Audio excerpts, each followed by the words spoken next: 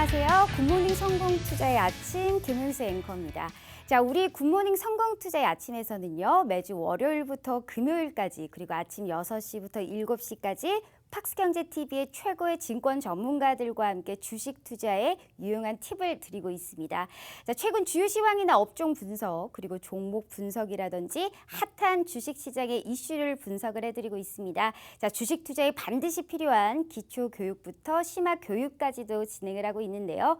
방송 내용에 대한 질문이나 방송 자료, 분석 자료가 필요하신 분들은요. 여기 하단에 나와 있는 노란통 메신저를 통해서 누구나 무료로 받아가 보실 수가 있습니다.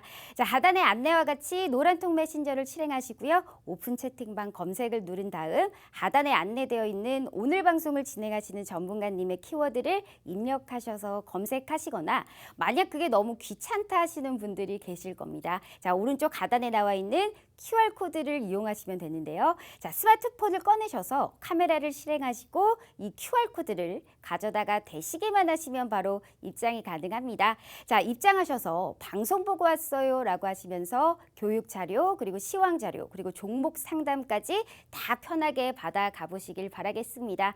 자, 본 방송은 녹화 방송입니다. 일정 부분 시차가 있을 수 있다는 것을 감안해 주시고 시청해 주시길 바라겠고요. 자, 우리 굿모닝 성공투자의 아침에서는 팍스경제TV의 전체 증권 전문가님들 중에 수익률이 가장 좋은 메인 간판 전문가님들만 나오고 있습니다. 자, 오로지 수익률 상위 랭크자들만 이 굿모닝 성공투자의 아침에 출연할 수가 있기 때문에 우리 시청자 여러분들께 많은 도움이 되실 거다라고 믿고 있습니다. 자, 그럼 오늘 방송을 해주실 우리 전문가님 바로 만나보러 가실까요?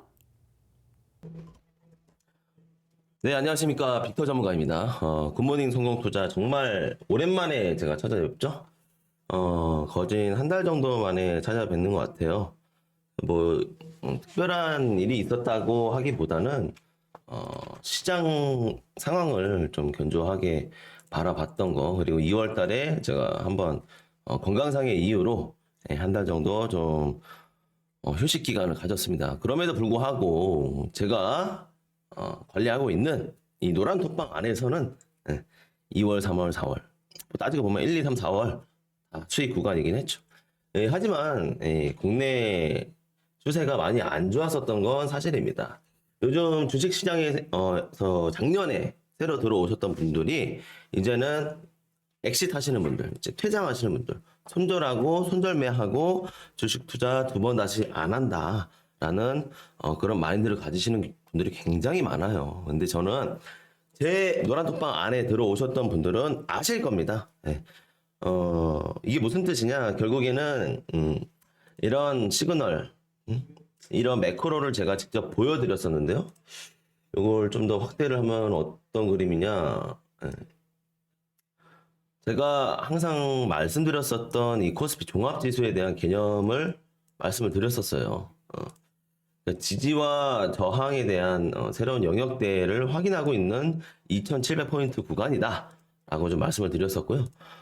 이게 뭐 어렵다 하시는 분들은 그냥 오늘 제 방송 한번 뒤쪽에 보시면 또 좋은 종목들도 가져왔으니까 한번 지켜봐 주셨으면 좋겠습니다. 저는 저기 밥TV 팍스경제TV 굿모닝 성공투자에서 빅터 전문가로 활동하고 있는 주식 전문가입니다. 제 전략은 주식 70에 주식 70 파생상품 선물 30으로 이 정도는 해지 거래를 통한 차익거래 수준으로 좀 들고 가고 있다. 그래서 2월 달에 1200만 원까지 수익금을 좀 찍었다가 막판에 좀 반납을 하긴 했어요. 그래도 수익 마감을 했다. 수익 마감을 했다라는 거. 얼마를 수익 마감했느냐? 뭐 보여드리죠. 제가 얼마나 수익 마감을 했는지 한번 보여드리겠습니다. 이거를 제가 오늘 자료 준비가 안 된 상태에서 촬영을 하다 보니까 좀 많이 까다로운 부분이 있는데 양해 부탁드립니다. 국내 선물 계좌는 마이너스 270만 원 손실 마감, 그리고 해외 선물 같은 경우에는 1000만 원 수익 마감 쳤습니다. 이게 뭐 어려웠죠. 솔직히 이제 지난주 3월 말 끝물이 되게 어려웠던 구간이었고, 이러나 저러나 지금 또 어느새 4월이 좀 찾아왔잖아요. 4월 달에 어떻게 하면 어떤 종목과 그리고 저런 레버리지 상품을 과연 나는 해도 되는 것인가라는 게 궁금하신 분들이라면 제 노란 톡방 안에 들어오셔가지고 이 저쪽 좌측 우측 하단에 있죠? 우측 하단에 보이시는 QR코드 찍고 들어오시면 제가 자세한 안내 가이드 진행을 해드리겠습니다. 이제 전쟁 리스크에 대한 부분은 다 해소가 됐다라고 판단을 했었는데 아직은 아닌 것 같아요. 지금 러시아 우크라이나 사태에 대한 그런 전쟁 리스크와 그리고 이 기축통화 달러를 조달하고 있는 이 페드에서 이 해외 미국에 있는 중앙은행이죠. 이 미국에서 중앙은행이 2020년부터 근 2년 동안 달러를 많이 풀었었어요, 시중에. 그래서 달러를 막 무제한적으로 찍어내서 거의 무제한급으로 찍어냈죠. 무제한급 찍어내서 시중에 조달을 해가지고 힘든 기업, 힘든 사람들 다 도와줬었어요. 근데 이제 지금은 올해는 2022년도에는 그 풀었던 자금으로 다시금 회수를 해야 될 시기가 왔다라고 좀 판단을 하고 있습니다. 이 말은 무슨 뜻이냐? 주식시장에 유입이 되었던 자금이라든지 혹은 진짜 실제 실물 경제, 우리한테 왔었던 지원금이라든지 이런 것들, 대출을 해줬던 것들이 있잖아요. 그러니까 중앙은행이 시중은행에 0.005, 뭐 0.001, 뭐 0.25, 뭐 0.55, 뭐 이렇게 국가들마다 다르지만 풀었던 돈을 다시 회수하는 시즌이다라고 보시면 되고요. 이 금리 인상 시기에는 취약점이 하나 있습니다. 주식시장에 특히나 이제 기술주들, 그러니까 가치주 말고 성장주들 있잖아요.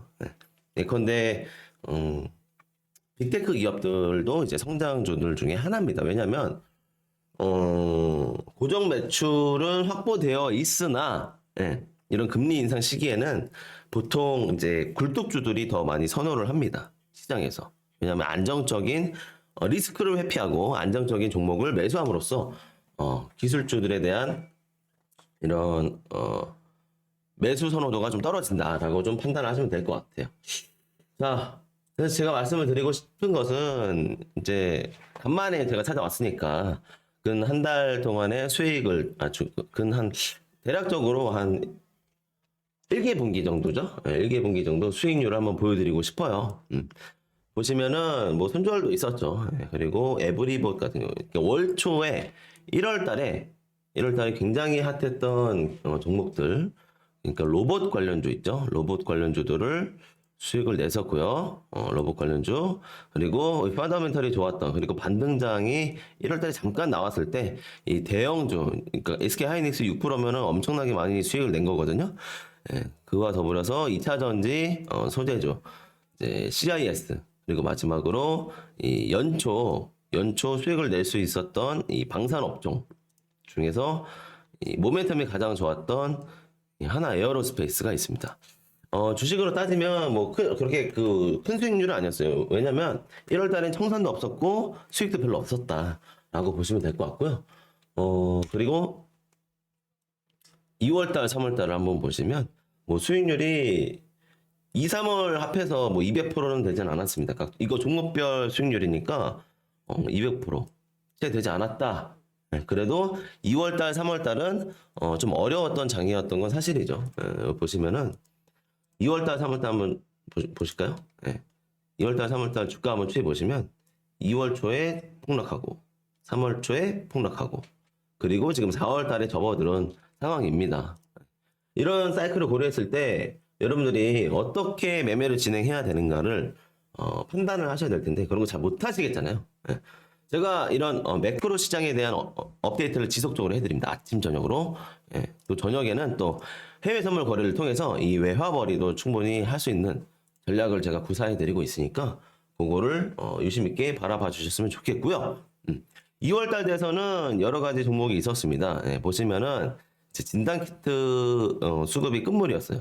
그럼에도 불구하고 과감한 베팅으로 당일 진입, 당일 청산으로 6% 이상 수익을 냈었다. 좀 가벼운 종목이긴 하죠. 그리고 퍼스텍, 로봇 관련주들도 계속해서 병행해서 가져갔었고 그리고 2월달 돼서 러시아 우크라이나 전쟁 리스크가 엄청 심화가 됐죠. 그러면서 우크라이나에 있는 곡창지대 훼손, 예, 그러면서 곡물 가격 상승으로 인한 그러니까 식자재 가격 자체, 식자재 원재료에 대한 가격 상승으로 인한 그러니까 공급 수요가 일정해야 되는데 이렇게 일정해야 되는데 공급은 줄어들고 수요는 늘어나잖아요. 수요는 어차피 지속적으로 늘어날 수밖에 없는 의식주 중에 하나이기 때문에 그런 가격 전략을 짜서 자연과 환경 그리고 팜스토리 같은 종목들을 수익을 내고 나왔습니다. 예, 수익을 내고 나왔고 이러나 저러나 여러 종목들을 좀 많이 진입한 상태에서 정리를 많이 했어요. 3월 달에 정리를 많이 했다라고 좀 판단을 하시면 될 것 같아요.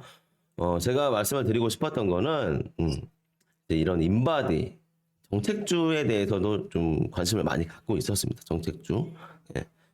그리고 또 다음으로 말씀드릴 것은 이제 펀더멘탈 종목 이렌텍이 오늘 그러니까 지금 제가 촬영하는 일자 기준이 4월 6일인데 3월 8일 날 13,850원에 진입을 했었어요. 지금 이렌텍이 19,500원입니다. 19,500원. 그러니까 지속 이 종목 무료 추천주였거든요.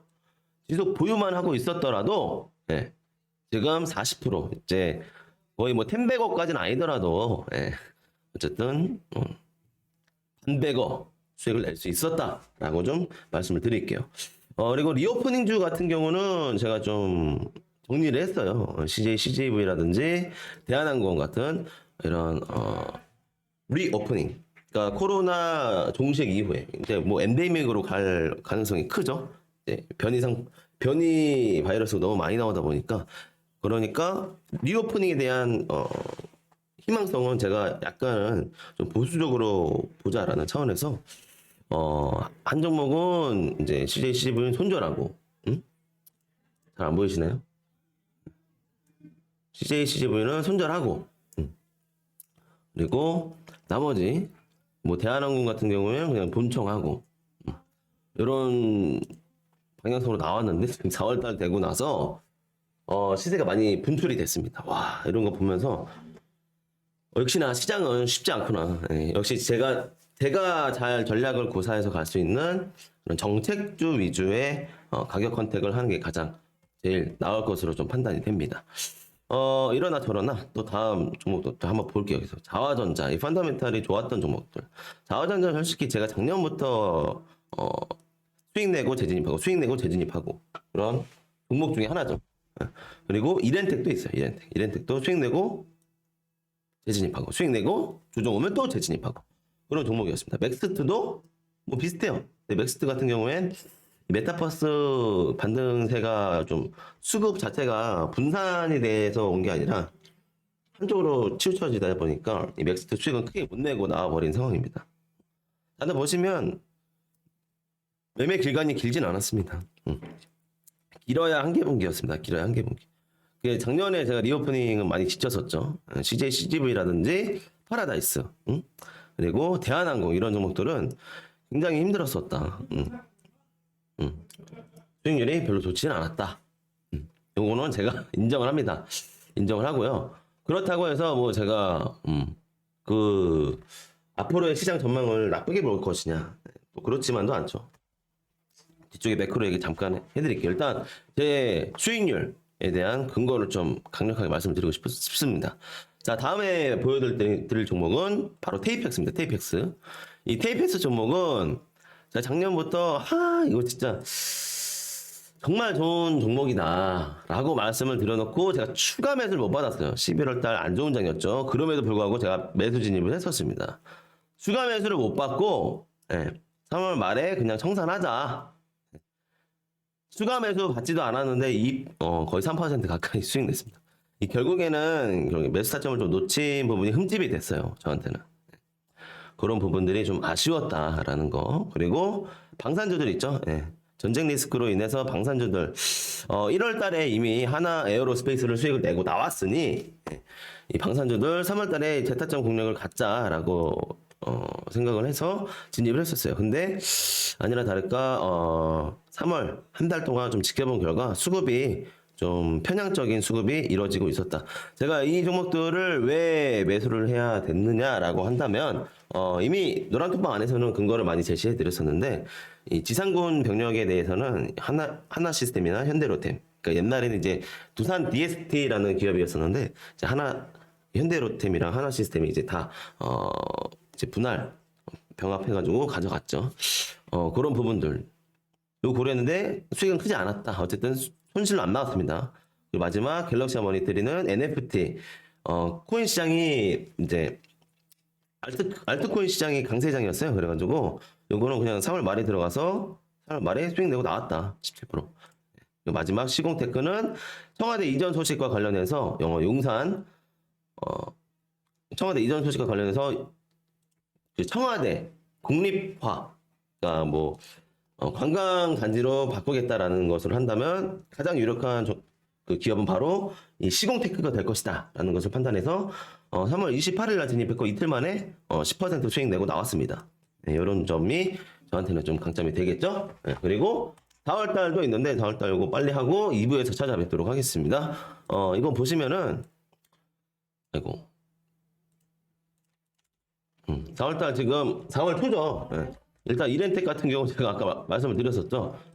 33% 이상의 수익을 가져다 놓고 그리고 대형 포장 같은 경우는 제가 추가 매수를 봤었어요. 12월 달에 봤었는데 한 사이클 늦게 왔죠. 결국에 4월 달에 와버린 격인데 두 사이클이라고 해야 되나요? 아무튼 12월 말에 들어가서 4월 달에 수익을 내고 나왔다. 이 골판지 제지업종 펄스 가격이 급등할 수밖에 없기 때문에 이 다음 섹터 그러니까 포장 업종에 대한 가격 상승 부담을 바로 기업이 받을 텐데 이거를 회피하기 위해선 기업도 원가 마진을 올려야겠죠. 그래서 요거는 12월 달에 제가 예측했으나 결국 4월 달에 터졌었다.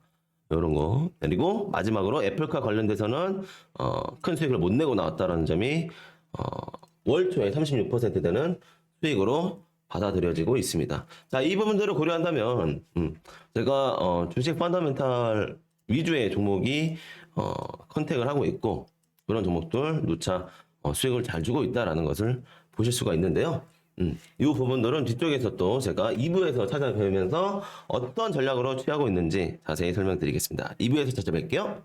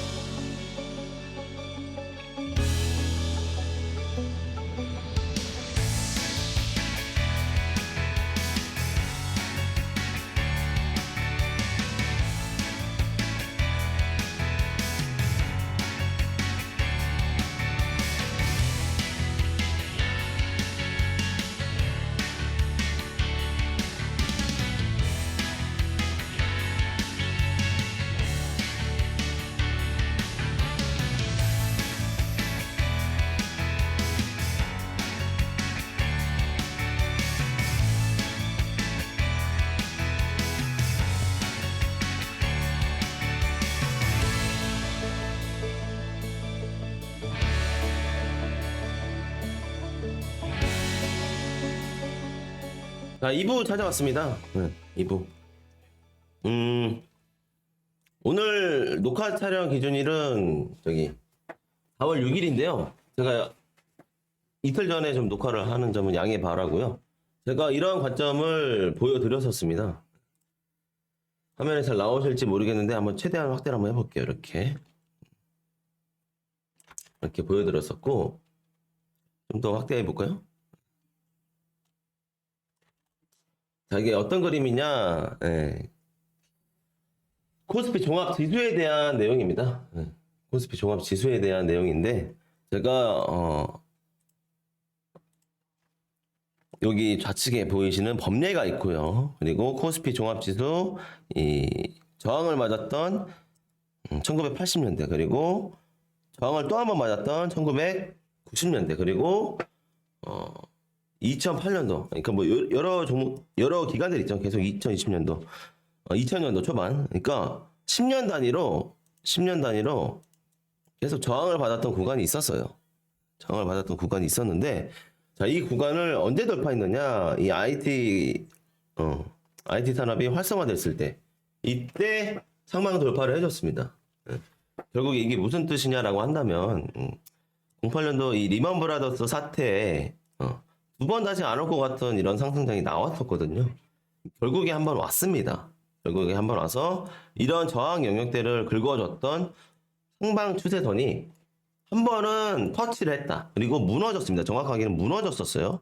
그래서 이때 진짜 폭락의 장이 오겠구나. 이거 이머징 마켓 신흥국 지수들 진짜 망할 수도 있겠구나라는 느낌을 저도 받았었던 한 해였던 것 같아요. 근데 아니나 다를까 금리, 그러니까 달러를 푸는 그리고 금리는 인하를 하면서 배신하지 않았습니다.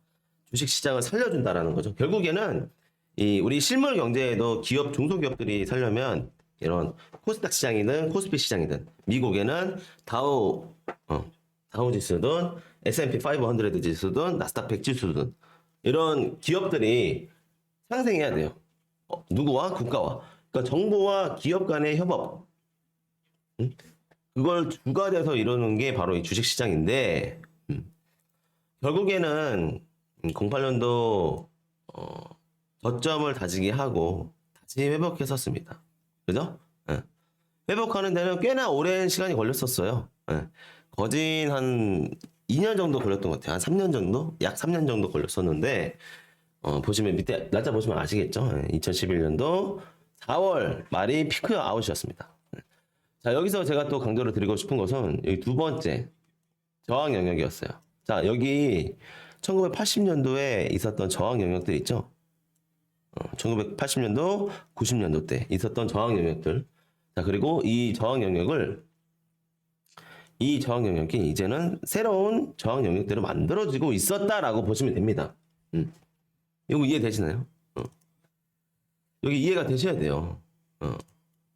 결국에는 제가 말씀을 드리고 싶은 건 뭐냐면 이거거든요. 자, 이렇게 쭉 갔어요. 계속 한번 진행해 보겠습니다.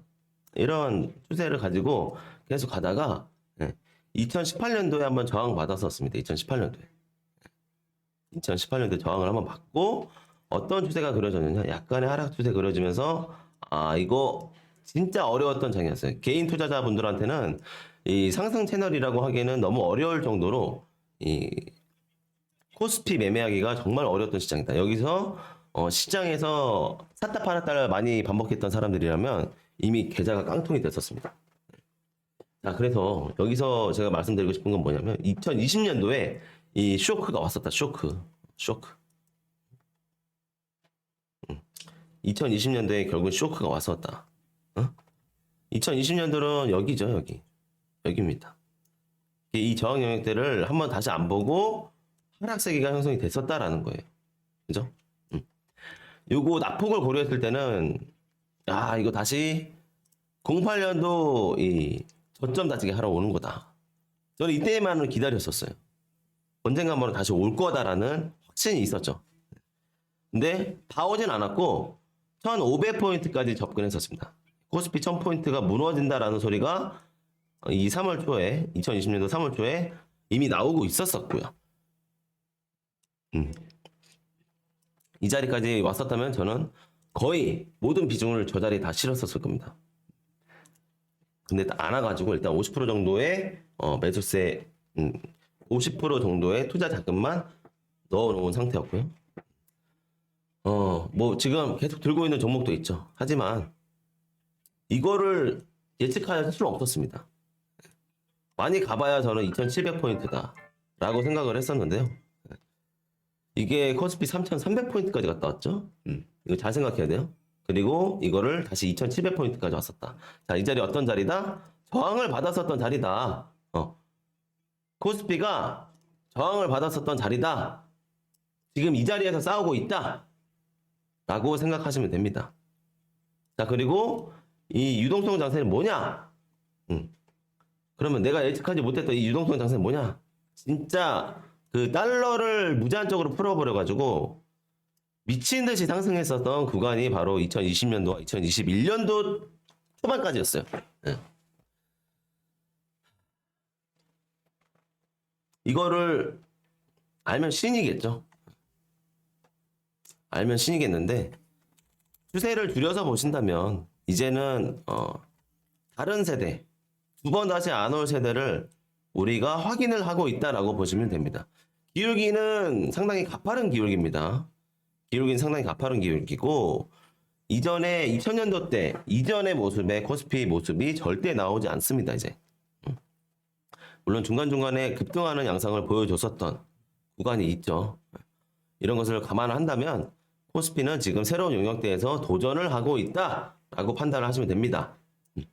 제가 여기서 말씀을 드리고 싶은 건 2700포인트를 언제부터 지켜야 된다라고 말씀을 드렸냐면 2021년도 제가 방송 데뷔하고 나서 한 11월경부터 말씀을 드렸어요. 이거 낙폭 한번 더 올 거고 그 낙폭의 회복 자리는 2700선을 반드시 지켜야 된다라는 개념을 강조를 드렸었어요. 여기서 이제 중요한 건 뭐냐면 기술주들은 당분간 좀 피해야 될 수도 있다라는 것을 여러분들한테 말씀을 드리고 싶어요. 네, 기술주들. 이 말은 무슨 뜻이냐? 네. 금리가 인상이 된다. 그러면 디스카운트 캐시플로우. 그러니까 기업의 매출을 컨센서스 하잖아요. 그러니까 추정을 하잖아요. 추정 자체를 이미 마이너스를 잡고 가버려야 되는 그런 시기가 와버렸기 때문에 요즘 같은 경우에는 은행주, 금융주, 그렇지. 은행주, 금융주, 그리고 건설주. 이런 굴뚝주들, 기존에 있었던 굴뚝주들이 흥행을 하는 그런 모습을 볼 수가 있습니다.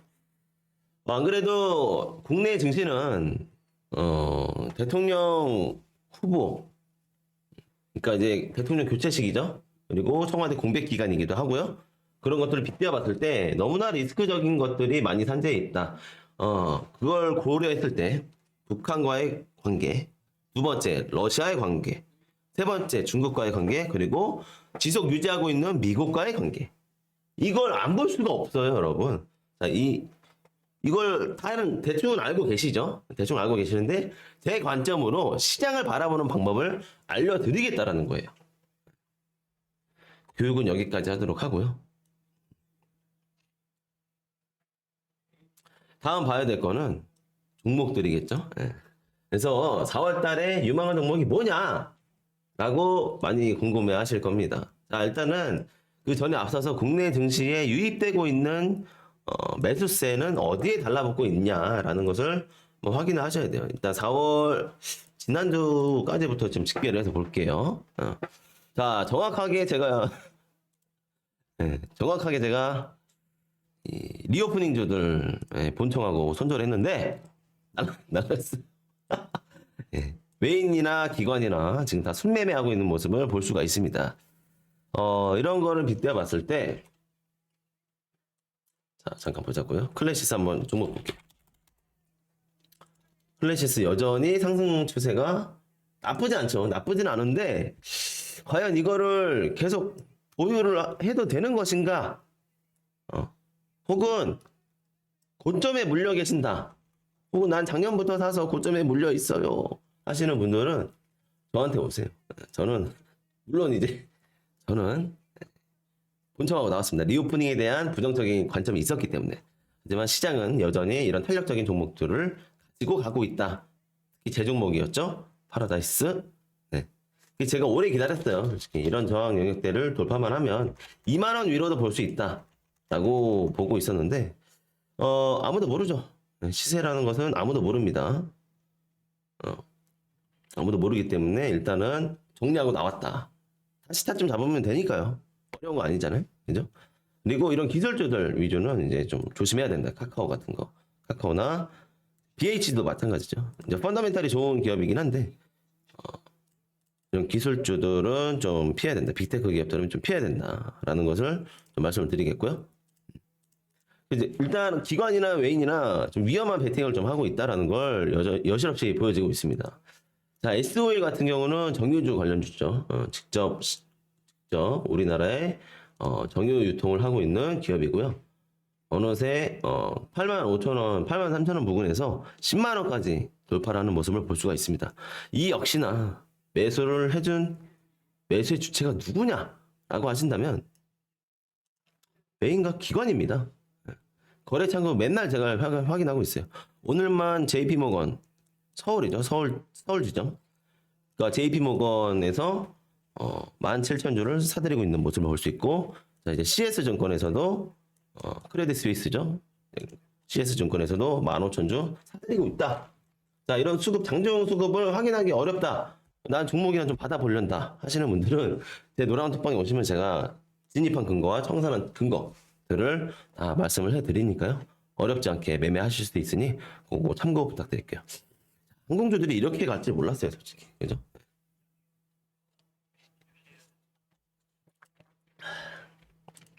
자, 더 내려봅니다. 와, 강원랜드, 제주항공, 호텔신라. 저는 이미 단기 순이익이 안 좋게 나올 수밖에 없기 때문에 매수를 들어갈 수 없어요. 이건 펀더멘탈이 나오질 않습니다. 밑받침이 되질 않아요. 저는 그렇게까지 아직도 시각을 바라보고 있고요. 리오프닝이 되더라 하더라도 지금 변이 바이러스에 대한 내재적인 요소.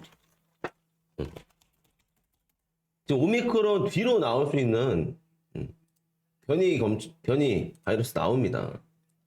지금 이미 해외는 들썩들썩이고 있어요. 잘 보시면 15분 안에 변이 검출하는 진단 기술도 나온 만큼 뭐 이거 뻔하죠? 어딘지 대충 아시겠죠? 대장주들입니다. 대장주들. 그런 것도 고려해 봤을 땐 뭐 제가 그렇다고 코로나 관련주에 다시 베팅을 해야 되느냐라는 말씀을 안 드리는 거예요. 저도 아직 확인 중에 있는 구간이고요. 이럴 때 그냥 좀 천천히 가져가야 될 종목들은 이제 단기 순이익이 좋게 나올 수 있는 종목들을 가져가셔야 된다는 걸 강조드리겠습니다. 자, 종목 하나 오픈해 드릴게요. 두 개 있습니다. 케이크하고 롯데렌탈.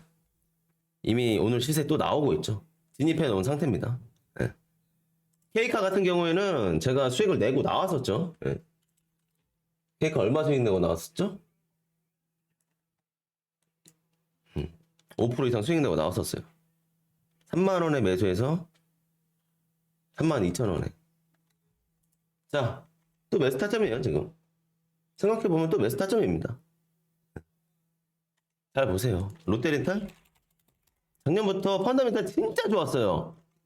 근데 이거 상장하고 나서 보유예수 물량 때문에 그리고 추가 상장 물량, 12 물량 때문에 바닥을 3만원까지 찍고 내려왔습니다. 자, PBR 1.34배. 동종업종에 대비해서 굉장히 싸다라는 것을 체감할 수 있습니다. 자, 업종 PR 보세요. 업종 PR이 107이에요, 107. 네? 배당도 주고 있고요. 자, K카. 동종업종 대비 PBR은 조금은 비싸 보이죠. 시장에서 인기가 많아서 그래요. 주당 순자산 가치가 비싼 이유는 이미 많이 사들이고 있다라는 거. 롯데렌탈 같은 경우는 오히려 차트만 봤을 때는 이미 다 올라온 것 같죠? 더 갈 거예요. 롯데렌탈 같은 경우가 더 갑니다. 자, 자동차 전장망. 전장망 공급 난항 이슈가 있었죠. 언제부터? 작년 말부터 있었어요. 현대차, 기아차, 이 기업들이 굉장히 힘들었다라는 것을 알 수 있습니다. 자, 현대차, 기아차도 한번 볼게요. 자, 현대차, 기아차 보시면 추세는 반등은 했죠. 3월 초에 반등은 해주고 있는데 반등의 폭이 크진 않다. 자, 기아. 자, 기아도 마찬가지입니다. 추세가 똑같죠? 현대기아도 똑같아요. 그냥 현대차, 기아차 똑같습니다. 그리고 같이 봐야 될 게 이제 만도. 만도는 급등 한번 나왔었죠. 3월 29일 날에 나왔었고요. 주요 고객사가 현대와 기아만 있는 게 아니라서 그래요. 고정 매출처는 가장 많은 건 이제 현대기아가 맞아요. 하지만 이 일렉트릭 베이클, 그러니까 전기차 시장도 이미 만도가 전장 부품 관련돼서 많이 확보를 해놓은 상태다. 해외 주요 고객사도 있다라는 것을 암시했을 땐 만도도 메리트 있는 그런 종목이죠. 수급 보시면 기관들은 이미 막 계속 사고 있어요. 연기금이 많이 산다. 이거 안정적인 종목이다. 라는 것으로 판단할 수 있는 거죠. 우리나라 국민연금 기관에서 매수를 많이 하고 있는 종목 중에 하나다.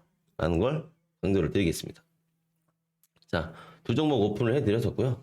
두 종목에 하나 더 곁들여가지고 만도까지 오픈을 해드렸었습니다. 자, 잠깐 쉬었다가 3부에서 마무리 코멘트 짓도록 하겠습니다.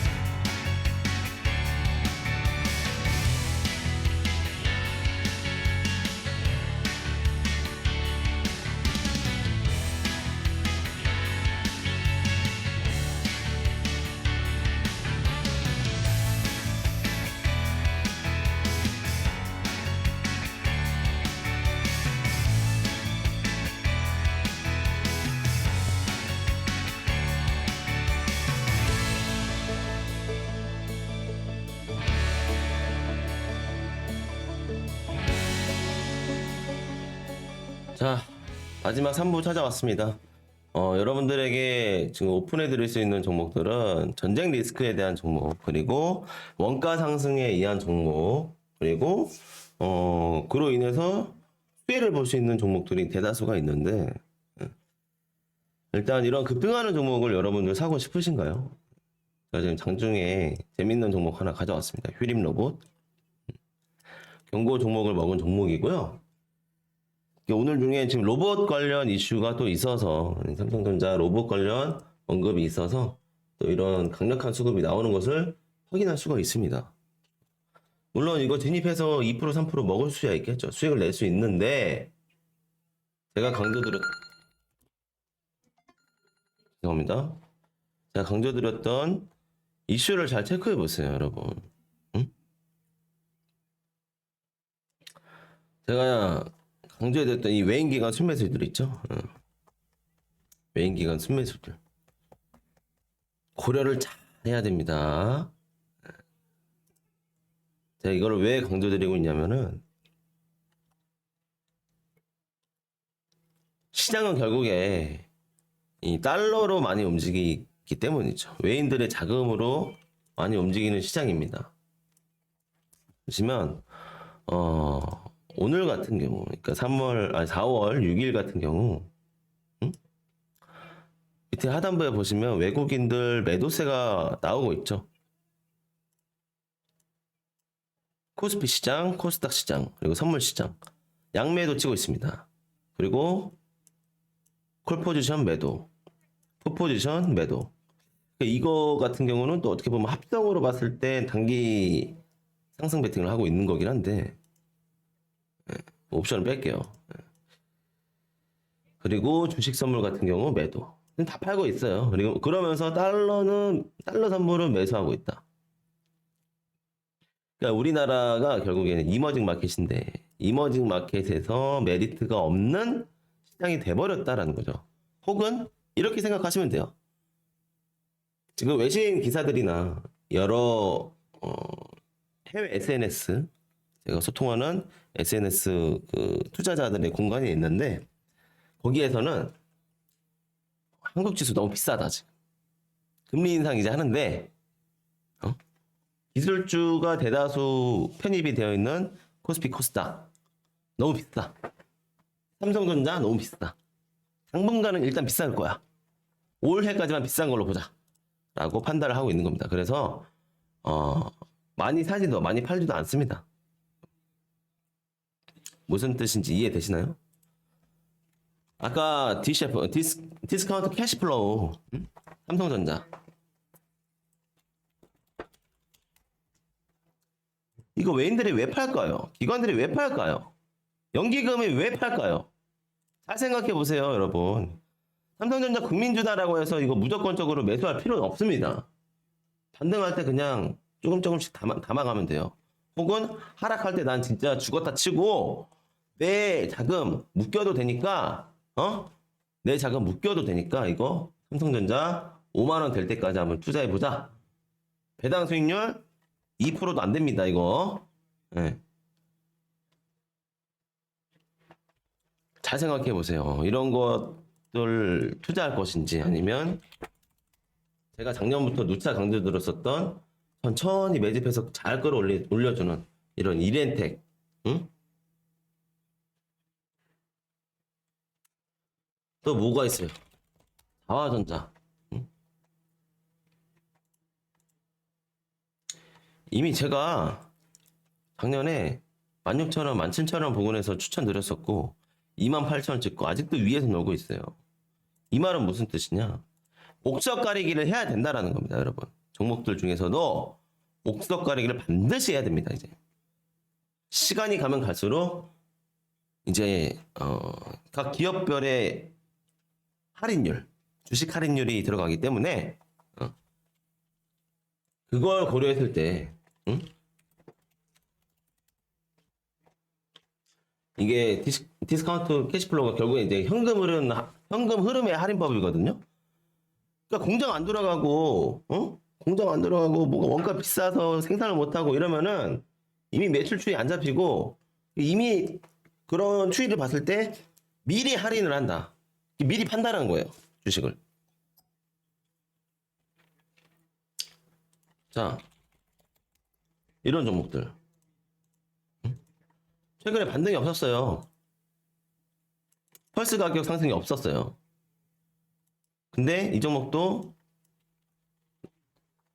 4월 5일 날 매수 신호 나왔습니다. 우리는 수익 내고 나왔죠. 12월 달에 진입해서 수익 내고 나왔습니다. 단가 깎아가지고. 수익이 4%밖에 안 되더라도 비중이 좀 실려 있었기 때문에, 그리고 제 확신이 있었기 때문에 수익 내고 나올 수 있었다라는 거예요. 다음 종목. 내가 이게 TV에 나오니까 뭐라도 좀 갖다 드려야 돼서 케이카라든지 롯데렌탈 쉽게 말씀을 드렸어요. 이미 시세가 반영이 되고 있는 종목들. 이거 말고 진짜 텐베거 종목 따로 있죠. 진짜 텐베거 종목은 제가 여기서 얘기하겠나요? 현금 흐름 할인율 이거 별로 없고 경기 방어 주의기도 하고 나름 텐베거까지는 아니더라도 하반기 때 안정적으로 들고 갈 수 있는 종목. 그런 종목 쉽게 오픈 안 합니다. 작년에 많이 내드렸어요. 작년에 많이 내드렸잖아요. 작년에 금리 인하 시기였고 기술주들 폭등하는 시기였다. 그리고 얼마 전에도 또 수익 내고 나왔었다. 제가 여기서 어디서 봤었냐? 여기 8,000원 돌파 매매 구간. 8,000원에서 만원 보고 또 만원에서 15,000원 보고. 자, 15,000원에서 더 보고 물렸어요. 물리더라도 기다려. 방에서 그냥 기다리라 했습니다. 반등 오죠. 손절할 필요도 없어요. 이런 정도. 들고 가면 돼요. 수익 낼 수 있으니까요. 오늘 52주 신고가 찍고 있습니다. 4월 6일 기준입니다. 급등할 거 쫓아갈 필요 없다. 이렇게 눌러줄 때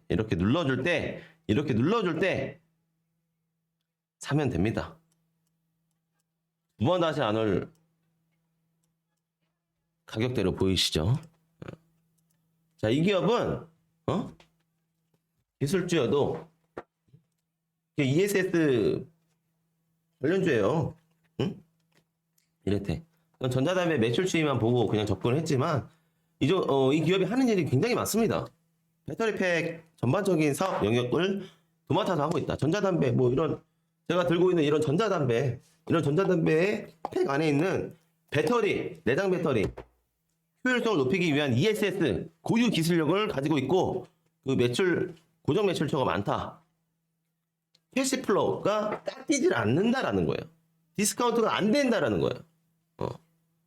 오히려 오버카운트 된다는 거죠. 안정적이고 제품 좋고 단가 좋고 그러니까 고정 매출처는 많고 공장 더 늘리고 이런 종목들을 사고 싶지 않나요? 아직 남아 있다니까요, 시장에. 남아 있어요. 시장에서 주목받지 못하는 종목들. 자, 그리고 두 번째로 봐야 될 섹터는 헬스케어 업종입니다. 헬스케어. 자, 일단 라이프 시멘틱스 이 종목 하나 하고 두 번째 딥노이드 이 종목 두 개를 말씀을 드릴게요. 자, 첫 번째 라이프 시멘틱스. 자, 이 종목은 디지털 헬스케어 업종이긴 해도 일단 방호복으로 최근이 아니죠. 작년이죠. 작년에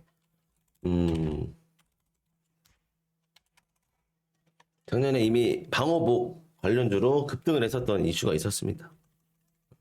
오미크론 때문에. 델타 변이 때문에, 오미크론 때문에.